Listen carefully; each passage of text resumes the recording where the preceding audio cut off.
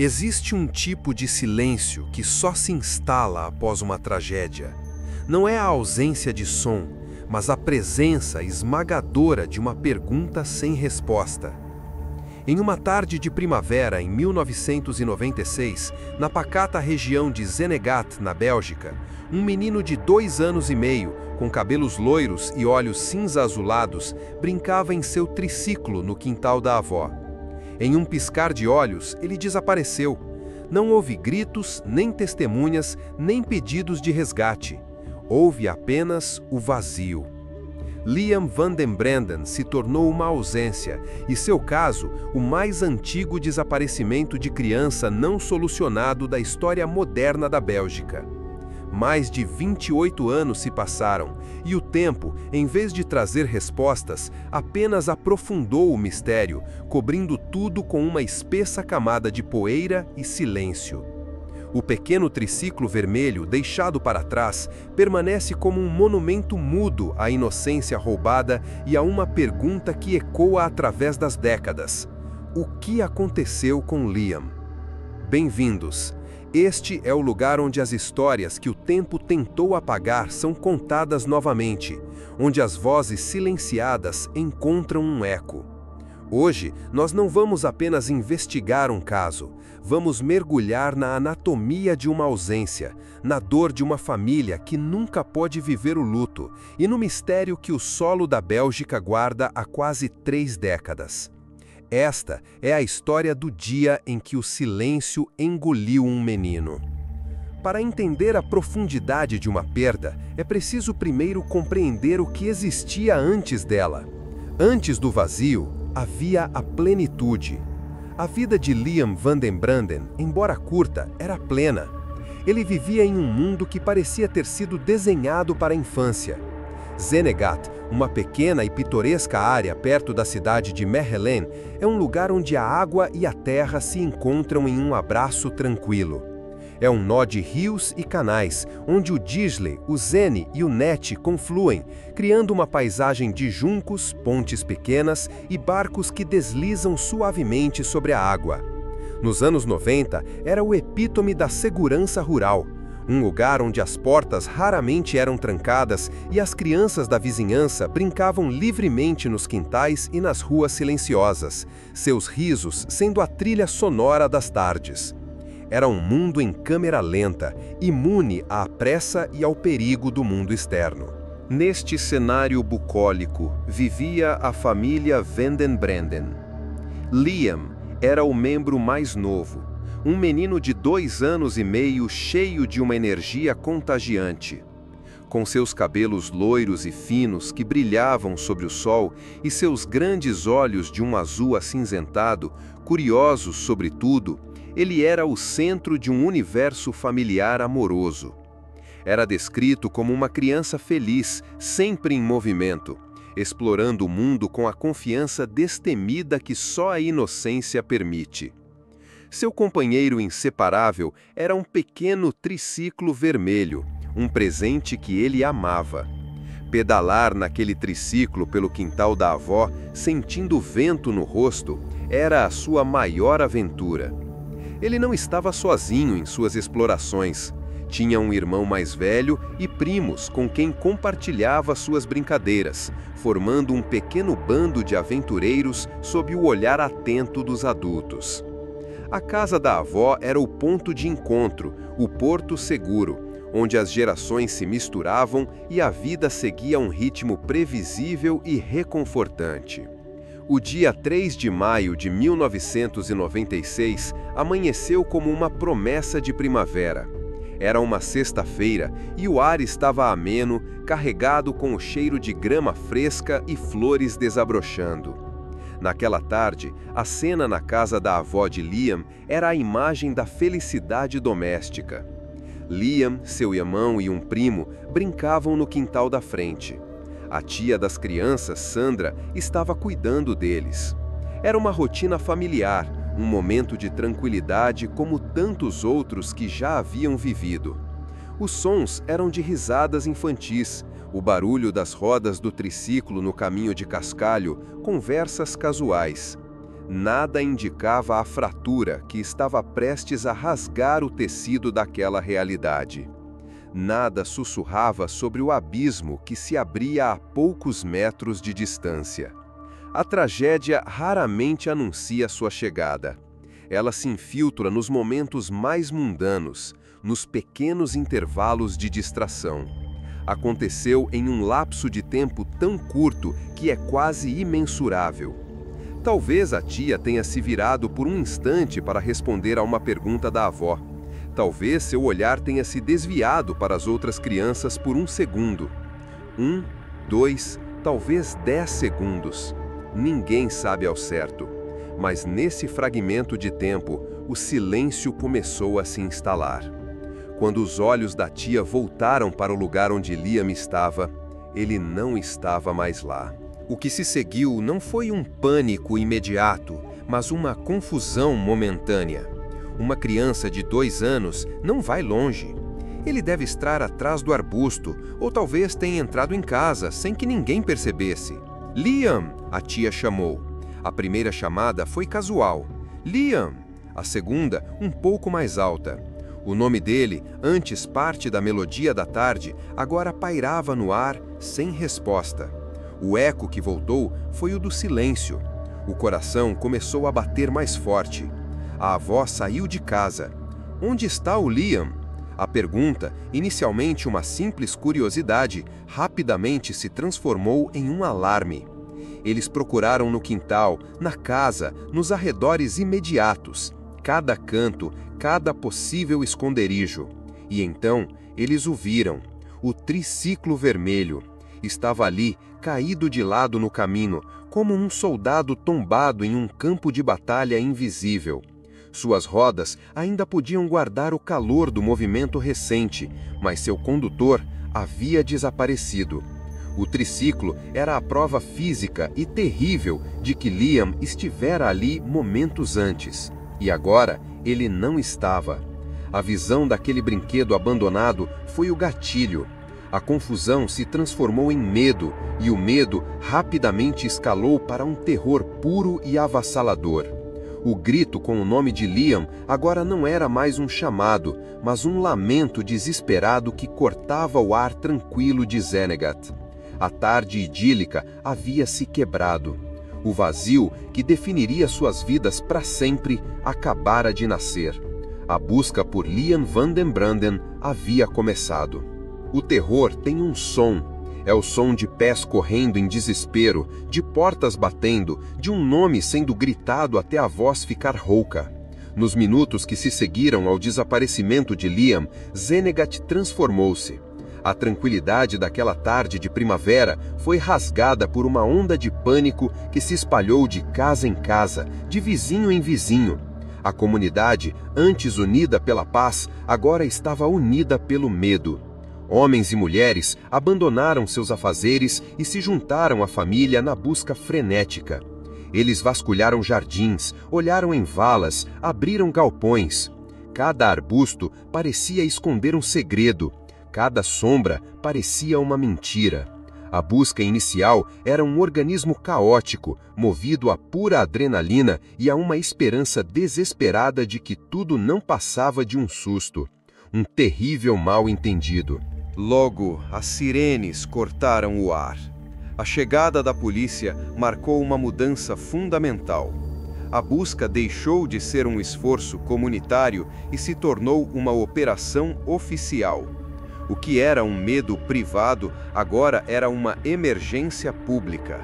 A escala da mobilização que se seguiu foi monumental, um testemunho da seriedade com que as autoridades encararam o desaparecimento. Centenas de policiais, unidades da proteção civil e militares foram mobilizados, formando uma teia humana que pretendia pentear cada centímetro quadrado da região. O verde bucólico de Senegat foi coberto pelo azul e laranja dos uniformes oficiais. A busca era metódica, implacável. A geografia do lugar, com sua abundância de água, imediatamente apontou para a hipótese mais óbvia e temida, um afogamento. Liam, tão pequeno, poderia ter se aproximado de um dos canais e caído. Era uma possibilidade lógica e devastadora. Equipes de mergulhadores de elite foram chamadas. Homens corajosos, vestidos em trajes de borracha preta, mergulharam repetidamente nas águas frias e turvas dos rios Zene e Disley. Para os pais de Liam, Dirk e Heidi, que haviam chegado ao local vivendo o pior pesadelo de qualquer pai, cada mergulho era uma tortura. Cada vez que um mergulhador emergia da água escura, seus corações paravam, presos entre o desejo de encontrar uma resposta e o pavor do que essa resposta poderia ser. E cada vez, o mergulhador emergia com as mãos vazias, o rosto uma máscara de impotência. O rio se recusava a confessar. A busca não se limitou à água. No céu, helicópteros pairavam como libélulas de metal, suas câmeras térmicas perscrutando o solo em busca de qualquer sinal de calor, qualquer anomalia na paisagem. Em terra, equipes com cães farejadores tentavam capturar o rastro de Liam. Os cães mostravam-se agitados, confusos. O cheiro do menino parecia levar até a beira da água em um ponto e até uma estrada próxima, antes de simplesmente desaparecer. O rastro se desfazia no ar, como se Liam tivesse sido arrancado da terra. Essa ambiguidade era enlouquecedora, abrindo a porta para múltiplas teorias, cada uma mais angustiante que a outra. Teria ele caído na água? Ou teria sido levado por alguém em um carro que passava pela estrada? O chão se recusava a dar uma resposta clara. Os dias se transformaram em uma semana. A busca continuou com uma intensidade que consumia a todos. Partes de canais foram drenadas, um esforço hercúleo que expôs o leito lamacento dos rios, revelando bicicletas velhas, lixo, segredos afundados, mas não o corpo de um menino. A ausência de qualquer vestígio era o que mais assustava os investigadores. Nenhuma peça de roupa, nenhum sapato, nenhum fio de cabelo. Era como se a terra tivesse engolido Liam por inteiro, sem deixar um único fragmento para trás. A imprensa nacional e internacional havia descido sobre Zenegat, transformando a tragédia da família em um espetáculo midiático. Câmeras registravam os rostos exaustos, os olhos fundos dos pais, a frustração dos policiais. O mundo assistia, mas ninguém tinha uma resposta. E então, lentamente, inevitavelmente, a maré da esperança começou a recuar. Após semanas de buscas exaustivas e infrutíferas, a operação em larga escala foi oficialmente suspensa. Os helicópteros partiram, as equipes de mergulhadores foram desmobilizadas, a maioria dos policiais voltaram para seus postos habituais. O silêncio que retornou a Zenegat não era o mesmo de antes. Era um silêncio pesado, denso, assombrado. O caso de Liam Van den Branden, que começara como uma busca urgente, agora se transformava em um quebra-cabeça insolúvel, um caso arquivado. Para a polícia, tornou-se um arquivo em uma prateleira, um nome em uma lista de mistérios não resolvidos, um beco sem saída. Mas para a família, o fim da busca oficial não significava nada. Para eles, a busca nunca terminaria. Eles foram deixados para trás, em uma paisagem que agora parecia zombar deles com sua beleza indiferente. Foram abandonados em um limbo terrível, um estado de animação suspensa entre a esperança e o desespero. Eles não podiam chorar a morte, pois não havia corpo. Não podiam celebrar a vida, pois havia a ausência. O caso de Liam começou a esfriar, as manchetes foram substituídas por outras notícias, e o mundo, com sua memória curta, começou a esquecer. Mas para a família Van den Branden, o tempo havia parado naquele exato momento, naquela tarde de 3 de maio de 1996. Eles estavam presos no início da busca, uma busca que, para eles, duraria para sempre. O frio do caso que se arquivava era o prenúncio de um longo e doloroso inverno em suas almas. Dizem que o tempo cura todas as feridas. É uma das mentiras mais piedosas que contamos a nós mesmos. Para a família Van den Branden, o tempo não foi um curandeiro, foi um carrasco silencioso. Ele não cicatrizou a ferida, apenas a esticou ao longo de anos, décadas, transformando uma dor aguda em um estado permanente de ser. O calendário avançava, as estações mudavam, o mundo girava. Mas no coração daquela família, o relógio estava para sempre parado em uma tarde de primavera de 1996. Eles aprenderam a viver em 2 fusos horários simultaneamente. O do mundo exterior, que seguia em frente, e o fuso horário interno, congelado no momento exato em que Liam desapareceu. A casa da família tornou-se um santuário de silêncio. Não era um silêncio pacífico, mas um silêncio pesado, preenchido pela esmagadora ausência de uma risada infantil. Como se vive em uma casa onde a alegria parece uma traição. Para Dirk e Heidi, os pais de Liam, cada dia era uma negociação com a dor. A rotina era a única âncora: acordar, trabalhar, comer, dormir. Mas por baixo dessa superfície de normalidade, a vida era um labirinto de e se? E se não tivéssemos ido à casa da avó naquele dia? E se eu tivesse ficado de olho nele por mais um segundo? E se ele estiver vivo em algum lugar, sem saber quem é? Essas perguntas eram fantasmas que os assombravam nos momentos mais silenciosos, nas longas horas da madrugada. A passagem do tempo era marcada por marcos que eram punhais no coração. O 3º aniversário de Liam chegou e passou. Depois o 4º, o 5º. A cada ano, a imagem do menino de 2 anos e meio ficava um pouco mais distante da idade que ele deveria ter. Eles o imaginavam na escola, aprendendo a ler, jogando futebol, se tornando um adolescente. Mas eram apenas projeções fantasmagóricas, desprovidas de novas memórias, novas fotografias. Como se comemora o aniversário de uma ausência? Acende-se uma vela para quem? Compra-se um presente para quem? Esses rituais, destinados a celebrar a vida, tornaram-se lembretes anuais e cruéis da vida que foi roubada. O quarto de Liam permaneceu como um dilema doloroso. Desmontá-lo seria como aceitar a derrota, como apagar a última prova física de sua existência naquela casa.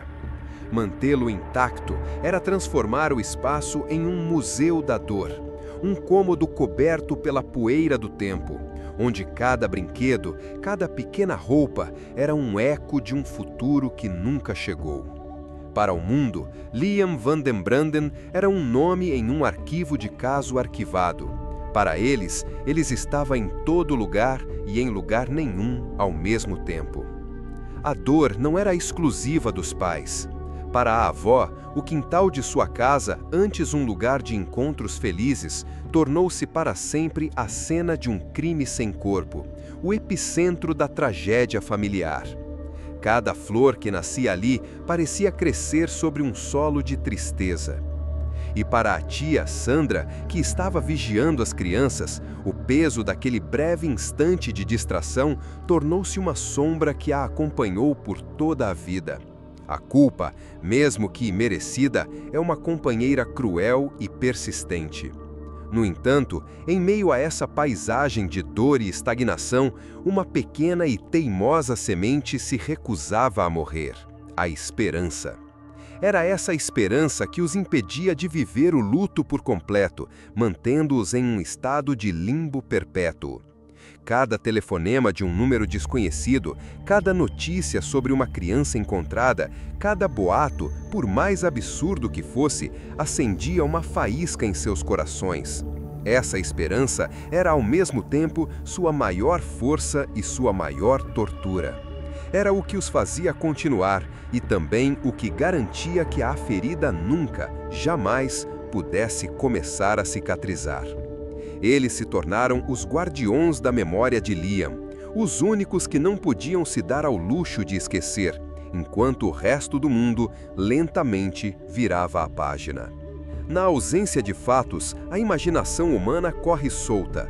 O vazio deixado pelo desaparecimento de Liam van den Branden tornou-se um terreno fértil para a especulação. Sem um corpo, sem uma testemunha, sem uma cena de crime, o caso era uma tela em branco, onde qualquer um podia pintar sua própria teoria, do plausível ao fantástico.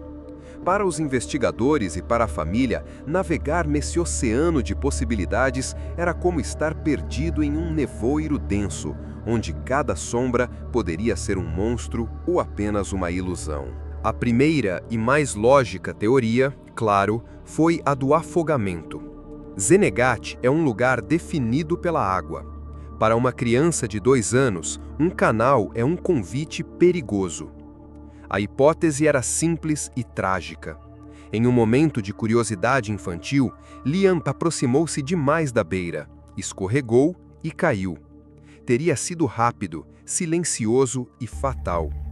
Essa teoria dominou os primeiros dias da investigação e justificou a busca massiva nos rios e canais. Contudo, com o passar das semanas, essa lógica começou a se desfazer. A busca aquática havia sido extraordinariamente completa. Mergulhadores experientes, drenagem de canais e, ainda assim, nada. Estatisticamente, um corpo quase sempre é encontrado. A recusa do rio em entregar Liam transformou a teoria mais provável em um dos maiores pontos de interrogação do caso. Se ele se afogou, por que a água guardou seu segredo tão bem? Com a hipótese de acidente enfraquecida, uma possibilidade mais sombria ganhou força: o sequestro. Essa teoria se ramificava em 2 cenários aterrorizantes. O primeiro era o de um sequestro oportunista, aleatório. A imagem era de gelar o sangue. Um estranho passando de carro, vendo uma criança loira brincando sozinha por um instante e tomando uma decisão impulsiva e monstruosa. Em segundos, Liam poderia ter sido colocado dentro de um carro e desaparecido para sempre. O fato de os cães farejadores terem perdido o rastro perto de uma estrada emprestava uma credibilidade assustadora a essa ideia. Era o pesadelo de qualquer pai, a personificação do mal que se esconde à luz do dia, invisível e imprevisível. O segundo cenário era o de um sequestro planejado, direcionado. Mas quem teria um motivo? A família van den Branden era uma família comum, trabalhadora, sem inimigos conhecidos ou riquezas que pudessem inspirar um pedido de resgate. E, crucialmente, nunca houve um pedido de resgate. Nunca houve qualquer contato. Os investigadores exploraram essa via, investigando criminosos conhecidos na área, mas cada pista levava a um beco sem saída. A ausência de um motivo tornava a teoria do sequestro tão frustrante e incompleta quanto a do afogamento. Enquanto os canais oficiais se afogavam na incerteza, os canais não oficiais transbordavam. O desespero é um ímã para videntes, médiums e paranormais, cada um oferecendo uma visão, uma esperança fugaz. A família, compreensivelmente disposta a tentar qualquer coisa, ouviu muitos deles. Eram levados a locais distantes, a florestas e lagos, apenas para que novas buscas se revelassem infrutíferas.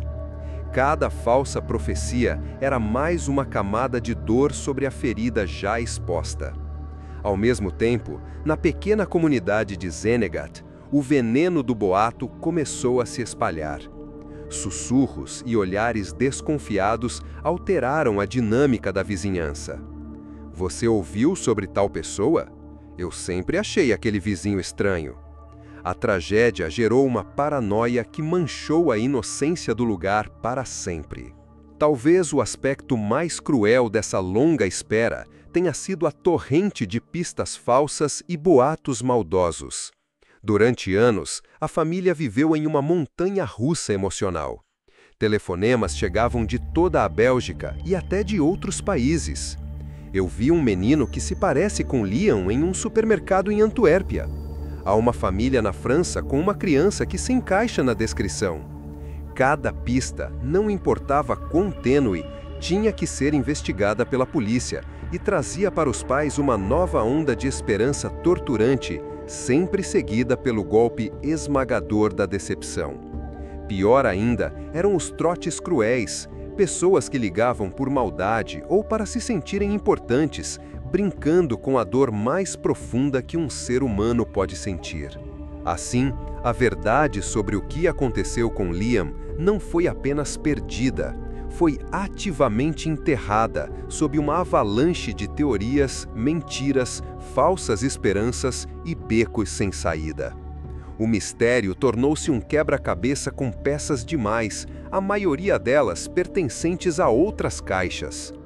Para cada passo que a investigação tentava dar à frente, era empurrada 2 passos para trás, para dentro do nevoeiro. A única certeza era a ausência. Existe uma segunda tragédia que se segue à primeira. É a tragédia do esquecimento. Nas primeiras semanas, a história de Liam Van den Branden era um fogo que ardia intensamente, consumindo as manchetes dos jornais e os noticiários da televisão. O rosto de um menino loiro em seu triciclo vermelho tornou-se um símbolo nacional da inocência perdida. A nação inteira parecia prender a respiração, esperando por uma resolução. Mas a atenção do mundo é uma besta faminta e inconstante. Ela precisa ser alimentada constantemente com novidades, com novas dores e novos dramas. E como o caso de Liam não oferecia respostas, apenas um silêncio profundo e frustrante, a besta da mídia moveu-se em busca de outro alimento. Lentamente, mas de forma inexorável, o fogo começou a se apagar. O nome de Liam começou a migrar das capas dos jornais para as páginas internas e depois desapareceu por completo. As equipes de reportagem que um dia lotaram as ruas de Zennegate foram embora, deixando para trás apenas o eco de suas transmissões ao vivo. Para o mundo exterior, o caso de Liam Van den Branden estava se transformando. De uma tragédia humana urgente e pulsante, ele se tornou uma estatística, um número em um arquivo, um caso arquivado. A poeira do tempo, que a família se esforçava tanto para soprar para longe de suas memórias, começou a assentar-se sobre o arquivo do caso na mente do público. O tempo, neste contexto, age como um solvente. Ele não apaga a mancha, mas dilui suas cores, tornando-a mais pálida, menos chocante. Para as pessoas que não viviam com o vazio todos os dias, a história de Liam tornou-se aquela do menino que desapareceu perto de Mechelen há muito tempo. A urgência se foi. A dor aguda tornou-se uma memória vaga e triste. O mundo continuou a girar. Crianças que nasceram no mesmo dia que Liam aprenderam a andar, a falar, foram para a escola, se apaixonaram, se formaram na universidade, tiveram seus próprios filhos. A tecnologia evoluiu de maneiras que pareciam ficção científica em 1996. O advento da internet e dos testes de DNA prometia resolver todos os mistérios. Mas sem nenhuma evidência para testar, essas novas ferramentas poderosas eram inúteis para Liam. O mundo mudou, mas o mistério permaneceu congelado, um fóssil de uma era passada. Esse esquecimento progressivo do mundo exterior criava um isolamento profundo para a família Van den Branden. Era como se eles estivessem gritando em uma sala à prova de som. A dor deles não diminuía, mas a capacidade do mundo de ouvi-la, sim. Eles se tornaram os únicos guardiões da chama da memória de Liam. Lutar para manter sua história viva, concedendo entrevistas em aniversários sombrios do desaparecimento, colaborando com organizações de crianças desaparecidas, era uma batalha constante contra a entropia da memória coletiva. Cada esforço era uma tentativa de dizer ao mundo: ele existiu, ele importa, nós ainda estamos esperando. Mas lutar contra o tempo é uma batalha perdida. Para os novos moradores de Zennegate, a história era apenas um conto sombrio local. Para uma nova geração de policiais, o caso de Liam era um arquivo antigo, um daqueles que os mais velhos mencionavam como um exemplo de fracasso e frustração. O caso não foi resolvido, foi abandonado pela atenção, deixado para trás pela marcha implacável do tempo. O silêncio que se instalou sobre o caso nos anos e décadas seguintes foi o silêncio do esquecimento. Um silêncio que só seria quebrado não pela descoberta de uma pista, mas pelo poder de uma história que se recusava a morrer completamente. Após quase 3 décadas de um silêncio quase absoluto, algo se move. Não é a terra se abrindo para revelar um segredo, nem a água devolvendo o que tomou. A descoberta que ocorre não é feita por pás e escavadeiras, mas pela própria memória. Em um mundo de informações instantâneas e ciclos de notícias de 24 horas, a redescoberta de uma história tão antiga e silenciosa é em si um evento dramático. Aniversários do desaparecimento, como o de 25 e o iminente de 30 anos, agem como faróis, iluminando brevemente a escuridão e forçando o mundo a olhar novamente para o rosto do menino que o tempo tentou, mas não conseguiu apagar completamente. E quando olhamos de novo, o que encontramos não é uma resposta, mas o mesmo objeto que estava lá desde o início, agora carregado com o peso de 1000 futuros que não existiram. O triciclo vermelho. Nenhum outro objeto poderia simbolizar de forma tão perfeita e dolorosa a essência deste mistério. Não é uma pista, mas um testamento. É a infância interrompida, um veículo de alegria congelado no meio de sua jornada. Suas rodas, que um dia giraram com a energia de uma vida que começava, agora estão paradas, silenciosas, há mais de 28 anos. O triciclo não nos diz o que aconteceu, ele nos pergunta. É a materialização do ponto de interrogação que paira sobre Xenegat. Encontrá-lo novamente, através das lentes do tempo, é entender que a ausência de pistas é, talvez, a pista mais terrível de todas. Ela fala de um desaparecimento tão súbito, tão completo, que desafia a lógica e a própria física. A falta de um final é uma forma única de tortura. Nossa mente anseia por narrativas com começo, meio e fim. Um caso não solucionado como o de Liam nega essa necessidade humana fundamental. Ele nega à família o ritual de um funeral, a certeza de um túmulo para visitar, a libertação que a verdade, por mais dolorosa que seja, pode trazer. O que resta é um vazio puro, um quebra-cabeça eterno. O caso de Liam Van den Branden transcende o gênero de true crime. Ele se torna uma meditação sobre a incerteza, sobre a fragilidade da vida e sobre a dolorosa realidade de que algumas portas, uma vez abertas, nunca mais se fecham, e algumas perguntas simplesmente ecam para sempre. E assim, ficamos onde a família Van den Branden está há quase 30 anos, diante de um abismo de perguntas sem resposta. O que realmente aconteceu naquela tarde de primavera? Liam foi vítima da atração silenciosa e fatal das águas do canal, seu corpo levado para um lugar onde ninguém jamais poderia encontrar? Ou ele foi o alvo de uma sombra humana, um predador que o arrancou de sua vida em um piscar de olhos, deixando para trás apenas um triciclo como um cartão de visita cruel? A verdade está enterrada sobre o solo tranquilo da Bélgica, guardada pela indiferença da terra? Ou ela vive, até hoje, no coração e na memória de alguém que escolheu o silêncio por todos esses anos? A única certeza é que a história de Liam não deve ser esquecida. Ela serve como um lembrete perpétuo das crianças que se perdem no ruído do mundo e dos que ficam para trás esperando por um eco que nunca chega. Para que nenhuma história, como a de Liam, seja completamente apagada pela poeira do tempo, e para que as vozes que esperam no silêncio sejam ouvidas, inscreva-se em nosso canal. Junte-se a nós para garantir que essas memórias permaneçam vivas. E agora, deixamos a pergunta final com você. Qual teoria sobre o desaparecimento de Liam Van den Branden parece mais plausível para você e por quê? Deixe sua opinião nos comentários.